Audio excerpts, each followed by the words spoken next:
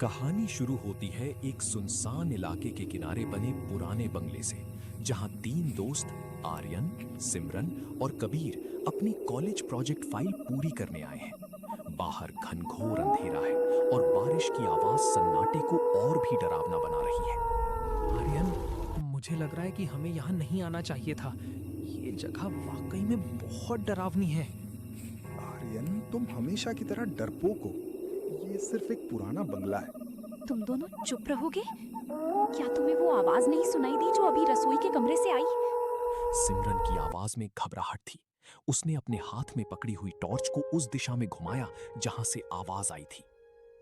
ये सिर्फ चूहे हो सकते हैं, या फिर शायद हवा की वजह से खिड़की हिल रही होगी। तो चलकर देखते हैं। अगर कोई और भी है तो उसे डराना मजेदार होगा।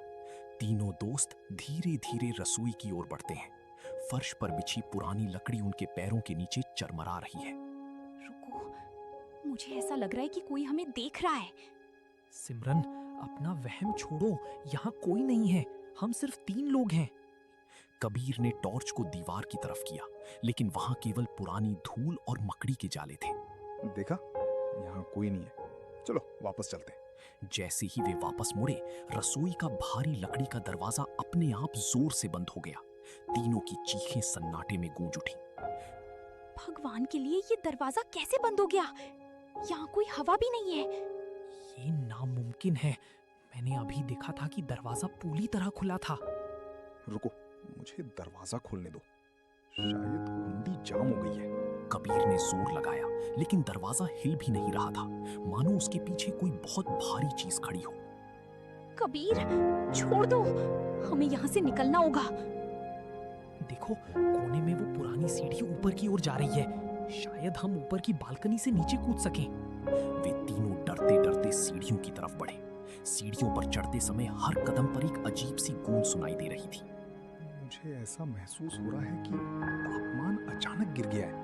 मेरी सांसें जम रही हैं। हाँ, मेरे हाथों में भी झुंझुनी हो रही है। यहाँ बहुत ठंड है। देखो, वहां ऊपर एक कमरा है। उसका दरवाजा आधा खुला है और अंदर से नीली रोशनी आ रही है। वे दबे पांव कमरे के करीब पहुंचे। कमरे के अंदर का दृश्य देखकर उनके होश उड़ गए।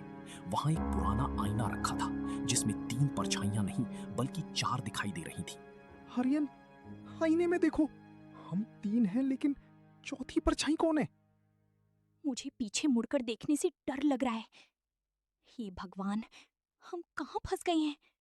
अपनी आंखें बंद करो और तेजी से बाहर भागो। पीछे मत देखना। तीनों ने दौड़ना शुरू किया, लेकिन गलियारा लंबा होता जा रहा था। वे जितना दौड़ते, दरवाजा उतना ही दूर होता। ये कभी खत्म नहीं होगा। हम एक भूल भुलैया में फंस गए। देखो, वो चौथी आकृति अब हमारे करीब आ रही है। उसका चेहरा दिखाई नहीं दे रहा है। हम सब एक दूसरे का हाथ पकड़ लो, अपनी आंखें बंद रखो और सिर्फ आगे बढ़ते रहो। जैसे ही उन्होंने एक दूसरे का हाथ पकड़ा, पूरा बंगला हिलने लगा। दीवारें जैसे पिघल रही थीं। मेरा हाथ छोड़ो, मुझे घुटन हो रही है। नहीं कबीर, हाथ मत छोड़ना। अगर तुमने हाथ छोड़ा तो हम सब खो जाएंगे।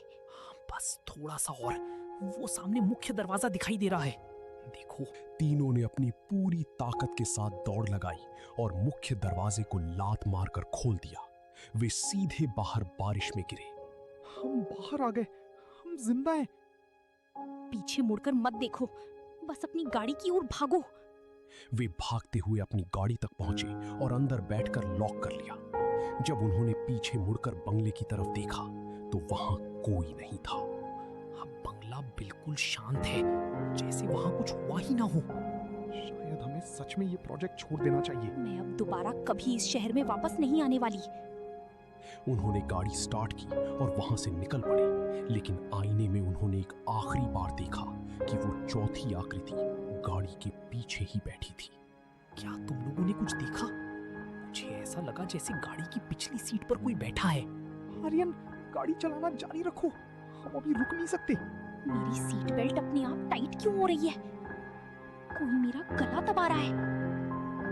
गाड़ी का संतुलन बिगड़ गया और वो सड़क के किनारे एक पेड़ से जा टकराई। सन्नाटा फिर से छा गया। कबीर, सिमरन, क्या तुम लोग ठीक हो? कोई जवाब नहीं आया। आर्यन ने टॉर्च जलाई और देखा कि कबीर और सिमरन वहां थे ही नहीं, सिर्फ उनकी सीट बेल्ट खाली पड़ी थी। हम यही हैं आर्यन, तुम आईने में क्यों नहीं देख रहे हो? हम मर चुके हैं आर्यन, उस बंगले से कोई वापस नहीं आता। आर्यन ने आईने में देखा और अपनी ही परछाई को अपनी ओर आते हुए पाया। अंधेरा पूरी तरह छा गया और बारिश रुक गई। अब वहां सिर्फ सन्नाटा था। नारायणगढ़ गांव की वो स्याह और बर्फीली शाम थी। चारों तरफ इतना घना कोहरा फैला था कि सामने खड़ा इंसान भी परछाई जैसा लग रहा था। गांव के लोग कहते थे, कुछ रास्ते ऐसे होते हैं जहां इंसान रास्ता नहीं भटकता, बल्कि रास्ता ही इंसान को भटका लेता है। गांव की पुरानी पीपल वाली चौपाल के पास एक छोटा सा चाय का ठेला था, बबलू की चाय। हर रात कुछ लोग वहीं इकट्ठा होते, ठंडी हवा, गरम चाय और डरावनी बातों का मजा लेते। अरे भाई, ठंड ने तो इस बार हद कर दी है। बबलू, जरा अदरक वाली चाय देना। ठंड से ज्यादा मजा तो तब आता है जब लाइट चली जाती है। और फिर हरिया काका अपनी भूत प्रेत वाली कहानी शुरू कर देते हैं। अरे मजाक मत कर, काका जो बताते हैं झूठ नहीं होता। तभी अचानक आसमान में जोरदार बिजली गिरी और उसी पल एक झुकी हुई बूढ़ी सी परछाई कोहरे के बीच से ठेले की तरफ बढ़ती दिखाई दी। लो, आ गए हरिया काका। कैसे हो बच्चों? आज फिर डर सुनने का मन है क्या? ठंडी हवा और तेज बारिश के बीच हरिया काका आकर ठेले के पास बैठ गए। सबकी निगाहें अब उन्हीं पर थीं। काका, आज कोई सच्चा किस्सा सुनाइए। तो सुनो, आज मैं तुम्हें अपनी जिंदगी का सबसे डरावना सच सुनाने वाला हूं। काका ने चाय का घूंट लिया, आसमान की तरफ देखा और बोलना शुरू किया। ये बात आज से करीब 25 साल पहले की है। मैं तब शहर में नौकरी करता था। उस रात घड़ी में 12 बज चुके थे और आखिरी बस निकल चुकी थी। तभी बस स्टॉप पर सिर्फ मैं था। बारिश, अंधेरा और सन्नाटा। भी उनकी नजर सड़क के उस पार गई। वहां एक झुकी हुई बूढ़ी औरत खड़ी थी। वो मुझे घूर, और जब रोशनी गई वो औरत गायब थी। मैंने सोचा वहम होगा। तभी बारिश के बीच कदमों की आवाज आप आई। ठीक तो हैं? आप बहुत घबराए हुए लग रहे हैं। लाल साड़ी पहने एक लड़की अकेली खड़ी थी। मेरा गांव इसी रास्ते में है, अकेले जाने में डर लग रहा है। मेरा रास्ता भी वही है, मैं छोड़ देता हूं। दोनों साथ चल पड़े, लेकिन कुछ ही दूर बाद हवा बदलने लगी। आपने सुना?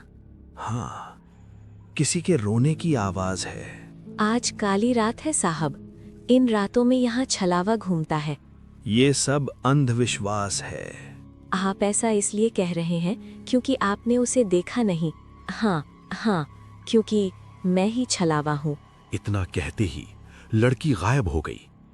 अचानक पीछे से फिर वही आवाज। अरे साहब, आप तो डर गए। लेकिन इस बार वो लड़की नहीं थी। वहां खड़ी थी करीब 100 साल पुरानी, लाल आंखों वाली, टेढ़े शरीर की, डरावनी बूढ़ी औरत। तुम मेरे जाल में फंस चुके हो। हरिया काका पूरी ताकत से भागे। पीछे से उसकी हंसी गूंज रही। कोई भी यहाँ से बचकर नहीं जाता। कहानी खत्म होते ही चाय के ठेले पर सन्नाटा छा गया। काका, क्या ये सब सच था? मैं कभी झूठ नहीं बोलता। तो छलावा सच में होता है?